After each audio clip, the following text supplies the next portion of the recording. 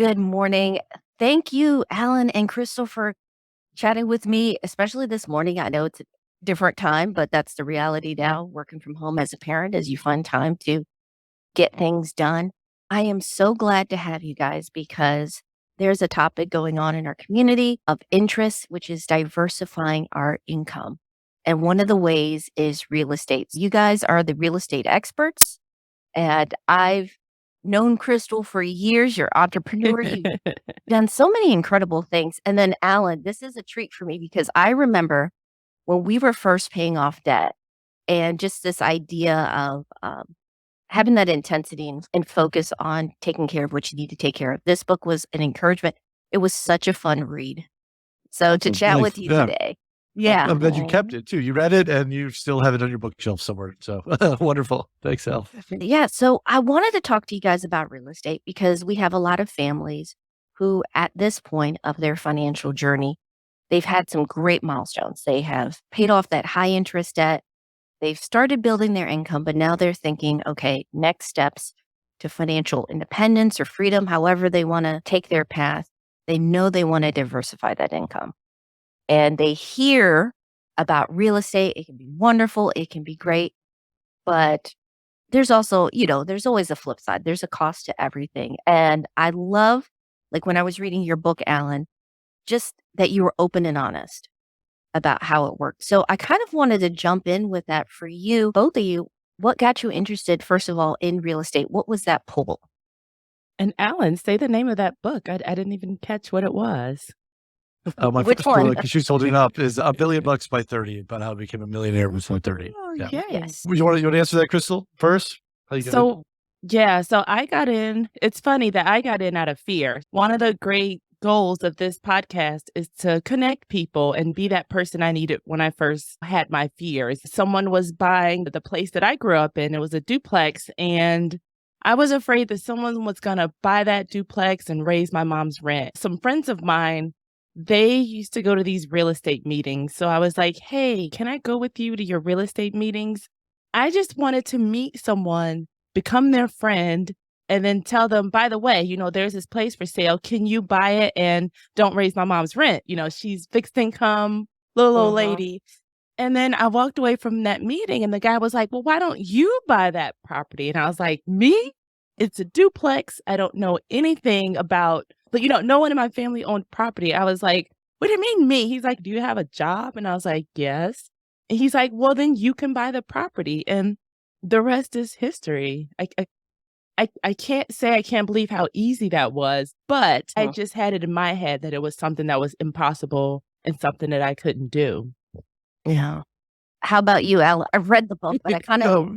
I wanted to be a creative. I moved to New York City to be a stand-up comedian, and that doesn't pay very well, especially if you're not funny. So I had a day job, and I was like, if I could just get rid of this day job, I could really focus on comedy. So I devoured every book I could on personal finance and wealth building. Real estate seemed to make sense. And then I had a plan. I was just going to buy one property a year for 5 straight years. And based on my math, it would replace my day job income. I was making $50,000. I just stuck to that plan and was able to acquire about 5 properties in New York City. I was 22, 23. At that time, I loved real estate more than I loved comedy. So actually I kept my day job because then I could get more mortgages. And I was like, oh, wait, let me feed this new real estate addiction. And I haven't stopped since. And I've been real estate investing now for 23 years. Wow. You guys bring up some good points. So first of all, I wanted to talk about that, which is honestly, a lot of people do have fear and intimidation. If you're the first in your family or just anyways, just buying property can seem intimidating. You've seen the paperwork. It's not exactly easy to understand. And then there is this concern about with rising housing costs, how can I keep that under control? I also love that you guys talk about options and protecting those you love. I think that's something that people don't consider with real estate. I know, Crystal, you were thinking about taking care of your mom, but the philosophy behind real estate, how would you suggest a couple of family start those conversations if they're interested? I'll jump in. I got in real estate before I found out about FI. Then when I found out about FI, I was like, okay, how can I use real estate to sort of accomplish the same goals? Because I really love real estate. And it just came down to simple math that I created an approach that I call House Fire, which is my most recent book, Fire, obviously, Financial Independence, Retire Early. And the quick example I like to say is, let's say you have a $150 phone bill, family phone bill, $150. That's $1,800 a year. $45,000, the 25x of that is $45,000 you have to have saved in stocks, right? And then I'll have my phone bill paid off for the rest of my life because I can't go to Costco and buy it in bulk. I can't, get a discount. Honestly, it'll probably go up, but assuming that stays 150. I was like, there's a better way with real estate. Actually, if I save half of that, 22,500, right? That's it. I can use that as a down payment on a $100,000 house. And that would cash flow $150 for me. So I just took all the numbers that I was already doing. And I was like, wait a minute, with real estate, I can do this with half the amount of money saved up. Here's the beauty. Even if my phone bill goes up, with this House Fire plan, that's fine because my rent typically goes up that I'm charging each month. My principal balance goes down and my expenses get cheaper and my income goes higher. So this retirement plan, I just went through every single bill in my life and said, let me buy a house for that bill. Let me buy a house for this bill. Let me buy a house for this bill. It took me half the time than your traditional fire method. And each year now in quote unquote retirement, I get to live a larger and larger life because it's returns larger and larger money. I'm not constrained on a budget like you would be if you're withdrawing 4% from a stock portfolio. And then I would even add to that, another thing to talk about is, especially with a spouse. I mean, I don't have a spouse. I have my plans. I talk things over with my plans. It's have a plan. Arm yourself with education. Like, these are the prices. This is what a realistic down payment looks like. Rates versus prices. When interest rates go up, prices tend to go down because inventories are higher, because a lot of people think, oh no, interest rates are up, I'm not ready to buy. But I bought my first place, interest rates were 7%. A lot of times it's just education. I knew before I wanted to buy a piece of real estate, I had to go make friends with, my friends that were in real estate. They attended real estate meetings and they consistently went to these meetings once a month. So even the people that were at the meetings, these weren't, scamsters, screw you over kind of people, because they were there every month and they were all doing business with each other. And it was a round table. They were sharing, hey, I bought this property in this neighborhood. This is a great neighborhood at night, or this is not so great neighborhood at night. These are the numbers. They would actually say, this is the mortgage I received. This is the lender that I used, the mortgage broker I used. So I was in a room full of people that was willing to share information, because, if someone screwed them over, if a plumber didn't show up, his name was going to be mud at that next round table. You were surrounded by some cool people. So I would say, let's just see what it's about. Let's listen to Elle's podcast episode, and let's listen to Stacking Deeds podcast so that we can know, like, what's out there. What are our options? We may find an option that works great for us. We may have an extra room we can rent out. We may be able to turn our garage into a separate unit. And then that'll make great income for us. You're going to find out a lot of different unconventional, think outside of the box kind of ways that you can invest in real estate. And some people, I feel like I'm talking so long, they don't want to do it long time. I still have a W-2er, as people call, 9 to 5. I love my job. So I like that this is something you can do part-time, still get a lot of information and a lot of value and make a lot of money out of it. Yeah, that's incredible. Again, you guys have a lot of good points. So I'm like trying to figure out which one to hone in on. But you talk about education, which I totally think that's a great first step. This is usually like the biggest purchase, or one of those big purchases of like, want to get it done right. For you guys, the question that I'm wondering is, for someone who, say, has bought a residential home for real estate, is there a difference either with the process or the mindset with buying a home specifically for investing? I answer this pretty easily. Most people want to make a lifestyle decision when they buy a house. It's different than buying an investment property where it's a spreadsheet decision.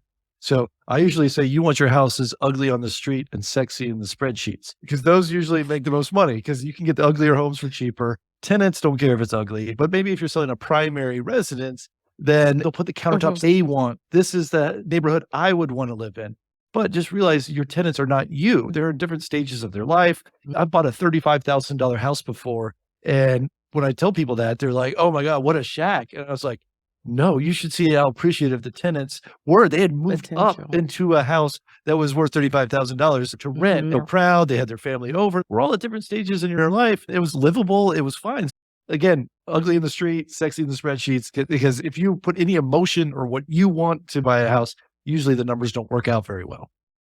I Got it. I love that you said that, Alan, because it's an opportunity, even for me. I see it as a way to bring up, to improve neighborhoods. The neighborhood I grew up in was not a great neighborhood, south side of Chicago, but I have the opportunity to make it beautiful. They have a program now. There are a lot of abandoned buildings, so the city Mhm. tore them down, but if you owned land on that block, you could buy it for $1. So now I want to build some nice, beautiful looking, affordable housing, make all the communities great again, because there's someone at every level of the home purchasing process. And it's a very big deal, home ownership. So many people don't know that they have the power. So that's what we're here to do. We're here to tell people that. Yeah, I think that's incredible that you're trying to make a positive impact and income. Like, you can do both. It's not an either Mhm. or decision, but you definitely have to be really good with the spreadsheets and the numbers to make sure that works out. Kind of fast forwarding as you're going through the process and you're owning property, I know one concern that usually comes up with the families, one or both of them are thinking, okay, being a landlord, that is a second job. You're going to have tenants for every little thing that breaks. Like, they imagine the worst case scenario, which isn't bad. It's, you kind of want to run through that. What would you say? Are there ways to simplify that? Are there ways to be a good landlord, but still not have that take over your life? I budget every property I buy to have a property manager. And Okay. uh, so the hard work up front is find that first property manager. Typically, there's property managers, there's some that work low income, some that work luxury, some that work east side of town, west side. You find the one that you like and trust. And like every new venture, you may have to work through a few. But once you find one, then I buy property that works within that property manager's realm. I'll be honest, it's like a mutual fund at this point because I get one email a month that says, "This is how much money you made." They handle all the repairs, they take it out of the rent. I don't get a call. I don't even know my tenant's name. They don't know who I am. So if you kind of budget with that in mind, and maybe you don't start there, but maybe that's the goal. And it only takes 5 properties to basically change your life. It's quite amazing that way. People say, well, that's very risky. And to me, again, back to the mutual fund approach, it's not risky. If you buy one house and it's vacant, you're losing money because you're still paying the mortgage and property tax and Mhm. insurance. But if you got 5 houses and one's vacant, well, the 4 are going to carry that 5th house that's down until it's full, not losing money month to month. So the more properties you have, the bigger that mutual fund of houses that you're creating. I want to say the 4-letter word, debt. And that's Good. good debt. Yeah, that's how you achieve that. But I love it because even with good debt, you get good tax breaks within real estate investing, and it basically protects you. And look at it that I've got fewer dollars into each house if I do have debt. So even if one, Yeah. house goes terribly, I've got 4 that'll carry it, kind of thing. It's just spread the risk around. Yeah, I would say for me, I was on a smaller scale. So also have to get to know, I guess, what things you are confident in doing and which things you're like, okay, this is not me. Your net worth is your net worth. It's who you surround yourself with. When I turned my first place in this DC area into a rental, oh, I used to get those calls. I used to get nightmares. But guess what? They stopped when I was calling on my network. It was all about my network. So I love the idea of the property manager is definitely the way to go. I love that idea. Your tenants don't even have to know you. You don't know their names. But it's also there's insurance out there. All you have to do is pay a $75 deductible sometimes, and then they'll send whatever repair person out. That can act as your property manager if you're not there. It also comes to the math. Do the math. Calculate the property manager in there because you want to spend time with your kids. You want to go on dates with your husband. You don't want to go on a plumbing what happened to the basement date. Mhm. You want to have all of that stuff on autopilot. Definitely just budget that, and that goes back into the education piece, and to do the math, do the numbers, crunch the numbers, and say, hey, these are realistic numbers. This is a realistic amount of money to save. We do talk about that on one of our episodes. Alan does an amazing job of breaking down the 4 or 5 steps that'll make your journey a success. Yeah, that's fantastic. both of you have mentioned having that network, having those connections, whether it's taking care of maintenance, managing the property, or having mentors. Where would someone who maybe doesn't have connections yet in real estate, how do they find the good ones? And like you mentioned, Crystal, like don't get the scammers that give you like this horrible real estate advice and basically want to take your money. I would say start with someone you trust in the real Mhm. estate field. It be a property manager. It could be a real estate agent. It could be a mortgage lender. It could be a closing attorney, a contractor. One person who's like trustworthy and successful, they usually surround themselves with other successful, trustworthy people. So if you don't know where to begin from there, Crystal and I are both on Twitter and we give recommendations all the time. I would just start talking to real estate investors. What I've found is like what Crystal was saying is going to these real estate meetings. They're free. Every town has free monthly real estate called RIA meetings, real estate investment association meetings. The people there, investors are always happy to help other investors. Mhm. The ones that they get the reputation of sharks is when they talk to people who are not in the real estate business because they get some super deal, right? But if they say, "Oh, you're an investor and I'm an investor, or you want to be an investor," I found them all to be very accommodating, take you under your wing and be like, "Oh, I used to be you when, when I was at 19 looking at houses or whatever it is." And they're going to set you up because in those rooms, it's like sharing a passion of phi, right? You're in a room at FinCon or whatever, and everyone's got the same Right. passion. The real estate investing groups and clubs, they all share the same passion. If you're in a smaller town, I promise you there's Facebook groups that also have real estate investors. Put your city name or state name, real estate investors group. You'll find some Facebook groups. At least just get the conversation virtually. And within those groups, they're going to tell you when they have regular meetups and just go from there. Listen to podcasts like this, and we'll be talking and giving recommendations and book recommendations and podcast recommendations, all sorts of stuff. It's just start slowly getting that knowledge so you feel confident to make a move. Absolutely. And I know we just scratched the surface. You guys with your new podcast, Stacking Deeds, really do cover it. So for those that want to learn more about real estate, getting started, building their portfolio, can you tell me like a little preview? What are you guys going to be talking about on Stacking Deeds? Real estate is a pretty complicated thing to do. So we want you to know that, hey, we're here to share stories and we're here to do deep dives also into the numbers because it's a math thing. It's a numbers thing. It's a budget thing. The more you have that, the more prepared you are, the better you'll do. Also, surrounding yourself with good people. So we're going to bring a lot of good people on. We like to think we're good people. We're on your podcast. Going back to the people part, the networking, it's going to take some time. We want to talk to you. We want to bring the right people in front of you just so you get comfortable. Because even after my first meeting of that mortgage broker that was like, "Hey, you should buy the property." I'm like, "Hey, what do you guys think of this guy? Is he just, blowing smoke?" Take time. You ask questions. We want an open forum to our communities where people will be able to get their personal questions answered and things like that. That's awesome. Yeah. Yeah. Sorry, I'll throw on top of that. I completely agree with Crystal, but it's math, which makes some people's eyes roll in the back of their head, me included. But it's just addition and subtraction math. It's it's add up all the expenses and then how much money can I rent this for? And then what's the difference? Well, yeah, we'll cover what that math includes, but it's really easy. Just a simple addition and subtraction. We try to make it fun too. On Stacking Deeds, it's a spinoff show of a personal finance show called Stacking Benjamins. That's very popular, but we just talk about real estate. We want to bring humor. We want to make it feel like a news magazine, news segments. And we're silly for sure. So it's definitely light. It's for that newer investor. It launches March 7th. So go check out Stacking Deeds. You can download the trailer now. Okay. Well, I'm excited about that. And I will have links to the subscription so people can go ahead and subscribe. And I will be listening because this is something that's been on our minds and we're thinking about for the future, maybe getting some investment property. So thanks so much for joining me. I'm so excited that you guys could chat with me. Thank you. And we're at stackingdeeds.net. That's our website. And then I'm Condo Crystal on Twitter and Instagram. I'm a real estate maximalist because that's all I talk about. So I'm real estate maxi. But yeah, hear us every week on Stacking Deeds. And I'm going to follow up with you when you buy those investment properties. You're coming on the show to tell us about it. Yes. Oh, okay. Sounds good. Now I got some accountability. Take care. Hope you have a great day. Thanks. Thanks, Elle. You too.